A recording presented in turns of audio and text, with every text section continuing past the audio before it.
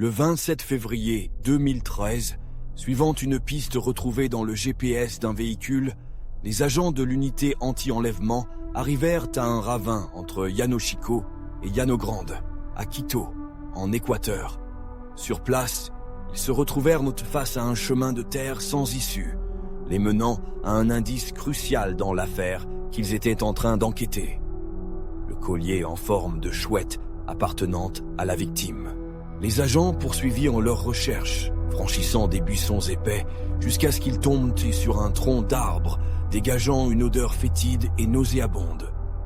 En le soulevant, ils confirmèrent leurs pires craintes. Karina, une jeune femme de 20 ans qui avait toute la vie devant elle, fut retrouvée sans vie.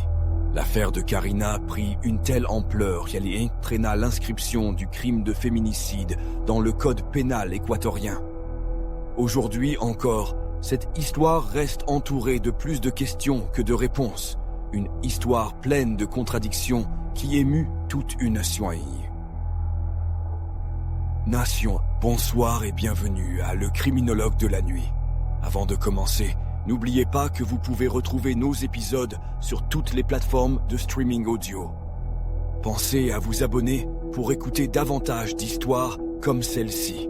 Née à Quito, en Équateur, en 1993, Nelly Karina del Pozo Mosquera n'a pas eu une enfance facile. Alors qu'elle n'avait que 2 ans, son père est décédé d'un cancer, la laissant seule avec son frère aîné, Milton, et leur mère, dont le nom n'a jamais été divulgué. Son soutien émotionnel provenait de ses meilleurs amis, Liz et Aleja, qu'elle avait rencontrés dès l'âge de 3 ans. Elle aimait jouer au basket avec les autres enfants du quartier et elles partagèrent d'innombrables souvenirs ensemble. Malgré sa résilience, le destin la frappa à nouveau en 2008 lorsque sa mère succomba également au cancer. Dans ces derniers jours, la mère de Karina demanda à la mère de Liz de prendre soin de sa fille et celle-ci prit cette demande très à cœur. Désormais orpheline, Karina et Milton savaient qu'il était temps de travailler pour subvenir à leurs besoins. À seulement 15 ans, Karina prit plusieurs petits boulots dans le mannequinat, car elle était d'une beauté remarquable. Cependant, elle ne négligea jamais ses études et rêvait d'aller à l'université pour poursuivre une carrière en administration des affaires ou en marketing. À ce moment-là, Karina avait mûri bien au-delà de son âge, mais elle continuait à apprécier les moments passés avec ses amis et sortait dès qu'elle en avait l'occasion. Son principal soutien émotionnel restait son frère, qui était toujours là pour veiller sur elle. Après avoir obtenu son diplôme de lycée, Karina comprit que, pour pouvoir se payer des études universitaires, elle devait gagner de l'argent. Elle continua à travailler comme mannequin et productrice, mais cela ne suffisait pas. Elle décida donc de chercher un emploi mieux rémunéré pour pouvoir réaliser ses rêves. Malheureusement, elle n'en aurait jamais l'occasion. Car à seulement 20 ans, un groupe de personnes terribles allait croiser sa route.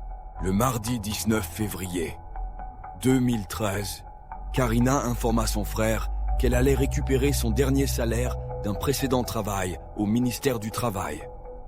Ensuite, elle prévoyait de déposer son CV dans plusieurs endroits pour trouver un nouvel emploi.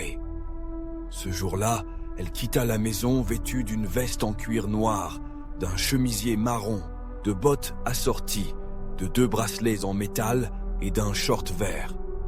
Comme à son habitude, elle portait son collier en forme de chouette autour du cou. Ce jour-là, elle retrouva Maria Cecilia Rivera Ortiz, une jeune femme avec qui elle s'était liée d'amitié environ 1 mois auparavant. Ensemble, elles déposèrent leur CV dans plusieurs endroits, y compris un restaurant et un magasin d'informatique. À la tombée de la nuit, les 2 jeunes femmes retrouvèrent Juan Pablo Vaca, un homme qui semblait intéressé par Karina dans un bar de la ville. Quelques heures plus tard, Karina envoya un message à son frère pour lui dire qu'elle sortait avec des amis et rentrerait plus tard. Ce fut la dernière fois que Milton entendit parler de sa sœur. Le lendemain matin, lorsqu'il se réveilla, il réalisa que Karina n'était pas rentrée. Il tenta de l'appeler sur son téléphone portable, mais celui-ci était éteint. La panique le saisit immédiatement. Milton commença à chercher sa sœur dans plusieurs endroits, comme son ancien lieu de travail, les centres commerciaux et les universités de Quito. Il contacta Liz, qui se joignit rapidement à la recherche avec sa famille. Ensemble, ils imprimèrent des photos de Karina et les affichèrent partout dans la ville. La nouvelle de sa disparition se répandit rapidement et tous ceux qui connaissaient Karina participèrent aux efforts pour la retrouver. Désespéré, Milton alla même consulter une sorcière, espérant que la magie pourrait révéler où se trouvait Karina. Il lui envoyait aussi régulièrement des messages sur Facebook, s'accrochant à l'espoir qu'elle puisse y répondre. Il ne voulait pas perdre espoir. Le 21 février, le bureau du procureur de l'État déposa officiellement un rapport pour personnes disparues. Milton informa les autorités que la dernière personne avec qui Karina avait été vue était Cecilia. Sans perdre de temps, la police contacta Cecilia pour recueillir son témoignage sur les événements survenus 2 jours auparavant. Cecilia expliqua à la police qu'après avoir déposé leur CV dans différents lieux, elle et Karina étaient allées dans un bar au nord de Quito. Vers 14 heures, elles rejoignirent Juan Pablo et ils prirent quelques bières. Juan Pablo avait promis de raccompagner Karina chez elle, mais plus tard, il suggéra que les 2 jeunes femmes viennent chez lui, à environ 4 kilomètres de là. Il leur avait assuré qu'il les ramènerait chez elles plus tard dans la nuit. Les filles acceptèrent, bien que Karina ait mentionné qu'elle ne boirait plus d'alcool et ne pourrait pas rester dehors trop longtemps. Ils prirent une pizza et continuèrent à discuter. À 7 heures du soir, ils montèrent dans le véhicule de Juan Pablo, un Chevrolet Grand Blazer, et se dirigèrent vers la tribuna de Los Chihuis, au nord de Quito, où ils achetèrent une bouteille de vodka dans une boutique. Ensuite, ils se rendirent à l'appartement de Juan Pablo, au 5e étage d'un immeuble sur l'Avenida Granda Centeno. Une fois arrivés, Juan Pablo appela 4 de ses amis pour les rejoindre. Leurs noms étaient José Antonio Sevilla, Nicolas León, Manuel Salazar et David Pina. David, contrairement aux autres, ne faisait pas partie du groupe habituel. Il avait récemment commencé à leur donner des cours d'arts martiaux. Il avait besoin d'argent pour payer les traitements contre le cancer de sa mère. Par coïncidence, David connaissait déjà Karina, car ils étaient sortis ensemble 4 ans auparavant. Ajoutant une touche de gêne à la soirée, Nicolas était l'ex-petit ami de Cecilia. Cela s'annonçait comme une réunion plutôt maladroite. Les 4 amis étaient occupés dans une concession automobile à traiter quelques papiers et annoncèrent qu'ils arriveraient plus tard. Au fur et à mesure que la nuit avançait, Karina et Cecilia commencèrent à exprimer leur envie de partir. À ce moment-là, Juan Pablo parla à José au téléphone. Ce dernier lui dit de convaincre les filles de rester, en précisant qu'ils apportaient plus de boissons. Une fois que les 4 amis arrivèrent à l'appartement, la soirée débuta vraiment. David mentionne que c'était la première fois en 18 mois qu'il buvait de l'alcool, car il était en entraînement. Comme Juan Pablo n'aimait pas que les gens fument à l'intérieur de sa maison, Karina descendit fumer avec José. Pendant ce temps, Cecilia s'enferma dans une pièce pour avoir une conversation privée avec Nicolas à propos de leur ancienne relation. Vers 1h30 du matin, Manuel proposa de raccompagner tout le monde chez eux. La plupart étaient ivres et avaient enfumé de la marijuana, mais David était le plus mal en point, son corps n'étant plus habitué à l'alcool après une si longue période d'abstinence. En montant dans la voiture de Manuel, Cecilia suggéra que Karina reste chez elle pour la nuit, mais Karina insista sur le fait qu'elle devait rentrer chez elle.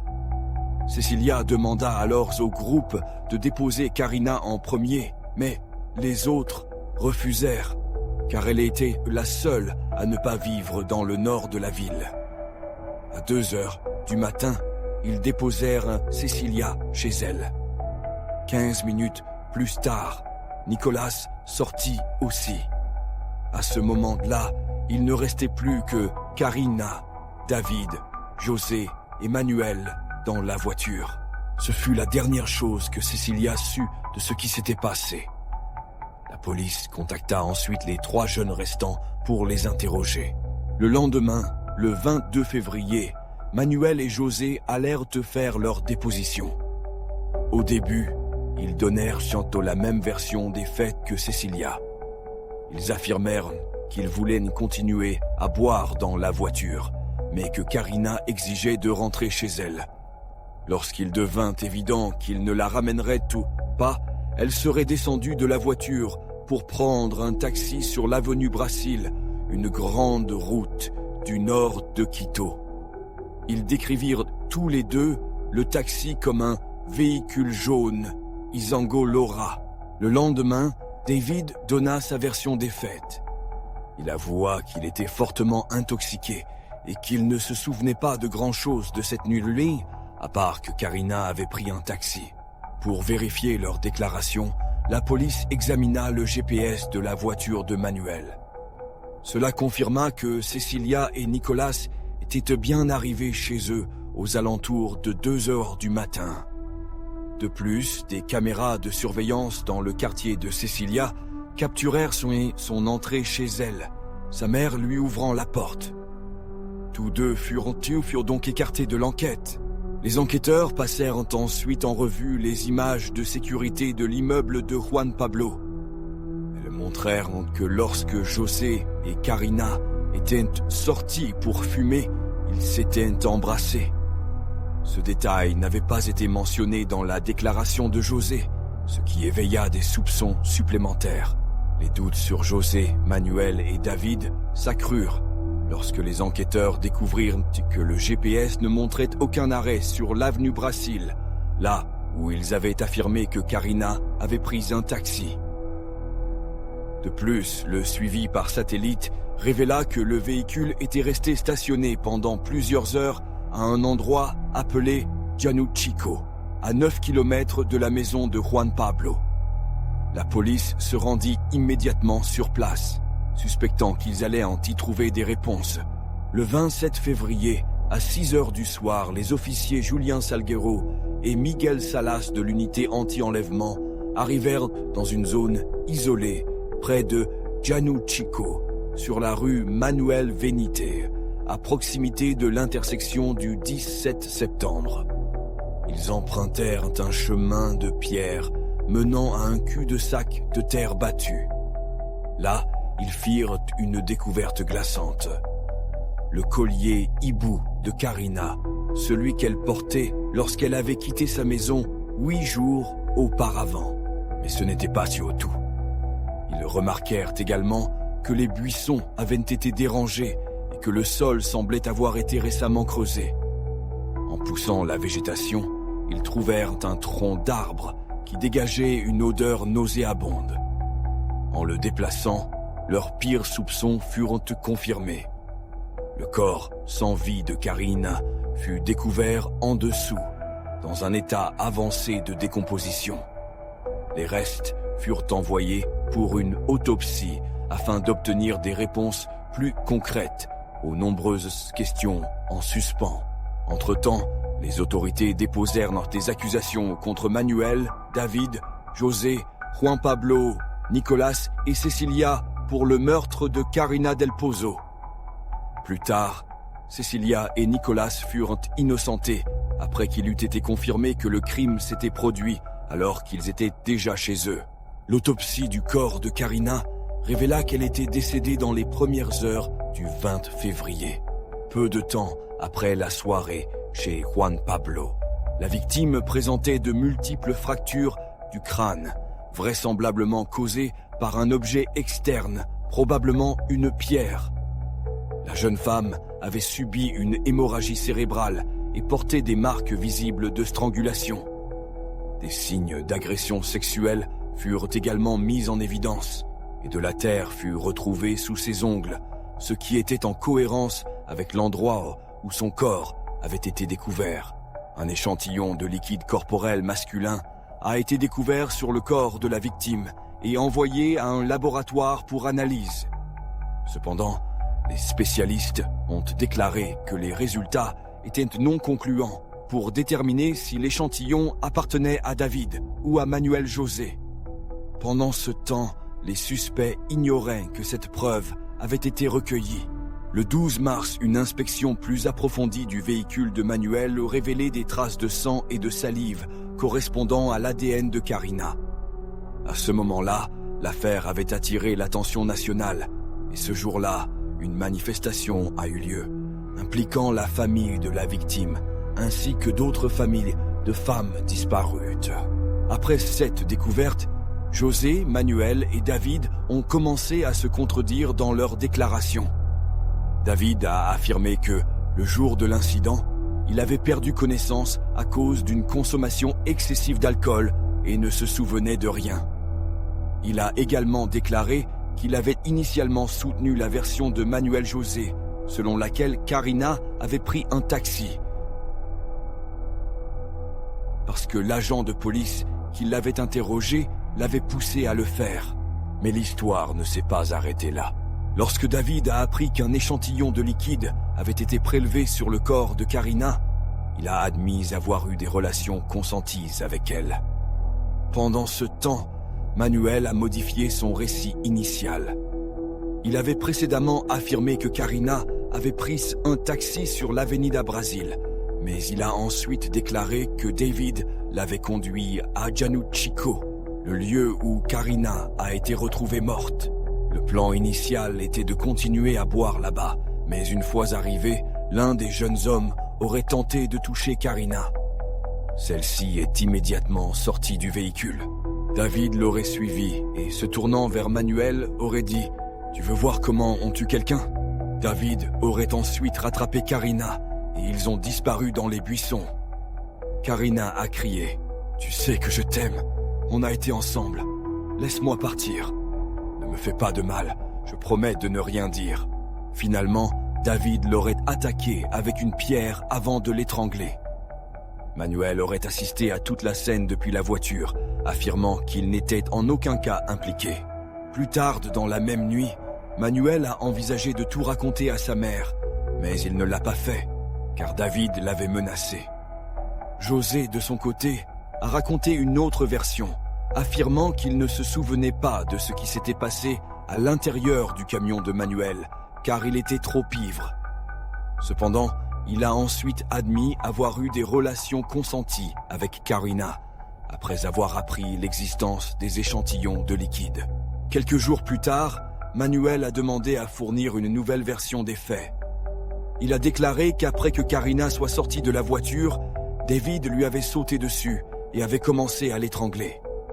David aurait ensuite demandé à Manuel de l'aider à la maîtriser, ce qu'il a fait. Manuel a affirmé qu'il l'avait également frappé avec une pierre et lui avait finalement brisé le cou, provoquant sa mort. Cependant, cette version s'est avérée scientifiquement impossible, car le rapport médico-légal a conclu que Karina n'était pas morte à cause d'une fracture. Peu après, José a également changé sa déclaration, admettant qu'à un moment donné pendant le trajet, David voulait toucher la jeune femme. Il serait alors sorti de la voiture et l'aurait suivie. Lorsqu'elle a commencé à crier, Manuel est descendu du véhicule pour aider l'autre jeune homme. Apparemment, les deux avaient convenu de prendre la vie de Karina. Ils l'ont frappée avec une pierre, mais voyant qu'elle ne mourrait pas, David a décidé de lui trancher la gorge. Cependant, comme la deuxième déclaration de Manuel, cette version ne correspondait pas non plus à l'examen médico-légal. Toutes ces histoires contradictoires laissaient les enquêteurs avec plus de questions que de réponses. Bien que José et Manuel aient tous deux affirmé que David était le meurtrier, aucune preuve physique ne le désignait directement. En mars de la même année, il a été révélé que le sang retrouvé dans la voiture de Manuel se trouvait principalement à l'avant, sur le volant, les poignées de porte et les tapis de sol avant. Cela suggérait que la personne qui avait pris la vie de Karina devait être assise à l'avant. Comme si cela ne suffisait pas, lors de la fouille de la maison de Manuel, les enquêteurs ont trouvé de la terre et de la boue similaires à celles retrouvées sur le corps de Karina. De plus, Manuel avait des taches de sang sur les vêtements qu'il portait le jour du meurtre, et il avait la carte mémoire de Karina dans son portefeuille. José, quant à lui, avait du sang de Karina sur ses draps et la même terre sur les chaussures qu'il portait la nuit du meurtre. David, cependant, était le seul sans aucune trace de terre ou de sang sur ses vêtements ou à son domicile. Malgré cela, comme plusieurs jours s'étaient écoulés depuis le début de l'enquête, l'accusation estimait qu'il était possible qu'il ait tout nettoyé. De plus, il y avait les témoignages de Manuel et José contre lui, et même le fait qu'il était assis à l'arrière de la voiture, où aucun sang n'avait été retrouvé, ne le sauverait pas du procès. Pendant ce temps, l'affaire suscitait de nombreux commentaires dans les médias et sur les réseaux sociaux. Certains disaient que Karina avait pris des risques en sortant seule avec ses garçons. Dans une vidéo publiée sur une plateforme en ligne, rapidement supprimée par la suite, un groupe de jeunes affirmait que Karina n'était pas une sainte, insinuant ainsi qu'elle avait mérité ce qui lui était arrivé. Ils allaient jusqu'à montrer une photo d'elle, vêtue d'une robe, en compagnie d'une amie. Cette vidéo déclencha un débat plus large sur le féminicide, où l'un des participants affirma que Karina n'aurait pas dû se méfier des garçons avec lesquels elle était sortie. Comme si cela ne suffisait pas, lorsqu'une jeune femme vint témoigner, les enquêteurs lui demandèrent si Karina était une escorte, sous-entendant qu'elle monnayait des rencontres intimes. La témoin répondit fermement que ce n'était pas le cas, mais ajouta que, même si cela avait été vrai, cela n'aurait en rien dû influencer l'enquête ni justifier ce qui s'était passé. Les questions inappropriées ne s'arrêtèrent pas là. Les enquêteurs interrogèrent également la témoin sur le choix vestimentaire de Karina et sur son comportement habituel. Lors d'une interview ultérieure, la jeune femme fit remarquer que si Karina avait été un homme, ces questions n'auraient probablement jamais été posées. La même année du crime, le procès de Manuel, José et David commença. Des expertises psychologiques furent réalisées sur les 3 accusés. Les résultats montrèrent que Manuel souffrait d'un complexe d'infériorité, était soumis et extrêmement dépendant. Il affichait également des tendances misogynes et violentes. José, quant à lui, présentait des traits psychopathiques, ne respectant aucun principe et nourrissant une profonde haine envers les femmes, sans aucune limite dans son comportement avec elles. Manuel et José étaient tous deux consommateurs de drogue et partageaient en ces tendances psychopathiques. Enfin, bien que David ne présenta pas de signes de misogynie, il fut diagnostiqué avec une personnalité narcissique et paranoïaque. Son avocat, Paolo Cagna, plaida que David était rentré chez lui avant le crime, en se basant sur un appel téléphonique de sa petite amie de l'époque comme alibi. Le crime et la condamnation. L'affaire du meurtre de Karina. Lors de l'enquête sur la mort de Karina, les autorités découvrirent des mèches de cheveux de femme dans sa main, suggérant la possible implication d'un tiers qui n'avait pas encore été pris en compte dans l'affaire. Bien que des preuves désignaient José comme l'auteur principal, avec Manuel comme complice et David comme bouc émissaire, l'accusation resta sur sa position initiale. La version des faits de Manuel fut adoptée comme récit officiel, dans laquelle il accusait David d'être le principal agresseur et abusant de Karina.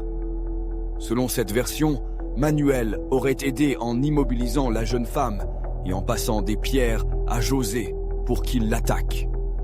José, bien qu'il se trouvât sur la scène du crime, n'était pas considéré comme un participant direct. En octobre 2013, David fut reconnu coupable du meurtre tandis que Manuel fut inculpé comme complice et José comme accessoire.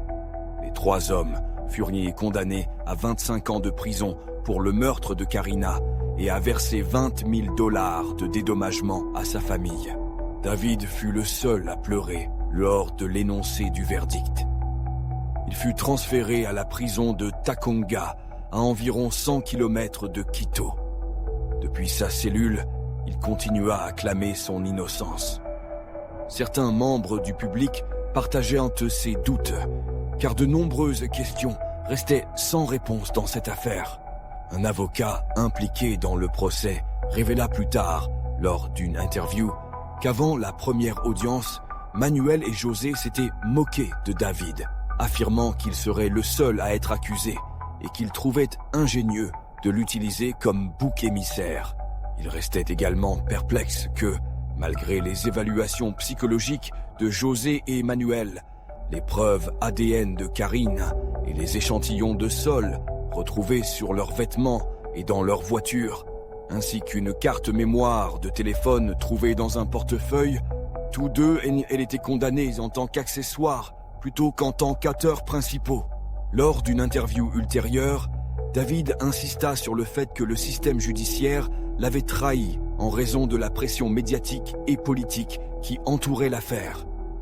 Il ne comprenait pas pourquoi le témoignage de Manuel, qui avait changé à plusieurs reprises, avait été jugé crédible. Il alla jusqu'à dire qu'il était otage de l'État, les autorités n'ayant jamais vraiment exploré la possibilité qu'il ne se trouvait pas sur la scène du crime. La famille de Karina a eu du mal à surmonter leur perte dévastatrice. Au moment de son meurtre, le féminicide n'était pas encore codifié dans le droit pénal équatorien. En avril 2013, José Luis El Pozo, le cousin de Karina, a présenté un projet de loi à l'Assemblée nationale pour pénaliser les féminicides en l'honneur de la victime. En 2014, le Congrès équatorien a adopté des réformes au Code pénal intégral organique, reconnaissant officiellement le féminicide comme un crime. Selon cette loi, le féminicide est défini comme l'acte de prendre la vie d'une femme en raison de dynamiques de pouvoir se manifestant par toute forme de violence, simplement en raison de son genre. La peine pour ce crime varie de 22 à 26 ans de prison. Malgré les circonstances tragiques, cette avancée législative a marqué une victoire pour les organisations féministes qui luttaient depuis longtemps pour cette reconnaissance. Cependant, les tragédies liées à cette affaire ne se sont pas arrêtées là. En 2015, David a été agressé sexuellement par 4 détenus qui ont ensuite été condamnés à 29 ans de prison pour cette attaque. Au cours des années suivantes, David a poursuivi des études de droit tout en étant incarcéré et a finalement obtenu son diplôme. En avril 2022, un juge a partiellement accordé une demande d'habeas corpus en faveur de David. Cette procédure juridique, conçue pour protéger la liberté d'une personne lorsque celle-ci est détenue illégalement ou si ses conditions de détention se détériorent, a reconnu les circonstances difficiles auxquelles David était confronté. Bien que la décision n'ait pas modifié sa peine ni permis une libération anticipée, elle a ordonné qu'il reçoive une thérapie psychologique pour les abus qu'il avait subis et soit transféré dans des établissements de soins si nécessaire. L'avocat de David a déposé un appel auprès de la Cour provinciale et le 23 mai 2023, David Pina a obtenu une libération anticipée. Après avoir purgé 10 ans et 3 mois de sa peine, le tribunal a statué en sa faveur, lui permettant de quitter le centre correctionnel où il avait été emprisonné. David Pina doit se présenter une fois par semaine à l'établissement correctionnel où il reste pendant 5 heures. De plus, conformément à la décision du tribunal, il doit porter un bracelet électronique, éviter tout contact avec la famille de Karina Del Pozo, se présenter devant le juge une fois par mois et subir des évaluations psychologiques régulières. Quant à José, il a été transféré dans une autre prison en raison de sa mauvaise conduite. À ce jour, les événements exacts de la nuit du crime restent floues. Alors qu'une partie du public continue de croire que Pina est coupable, d'autres le défendent, affirmant qu'il a été emprisonné à tort. Il y a même des spéculations selon lesquelles ce serait José qui aurait agressé et tué Karina avec l'aide de Manuel. Ce qui est clair, cependant, c'est que Karina a été victime d'un féminicide. 3 hommes lui ont infligé une violence extrême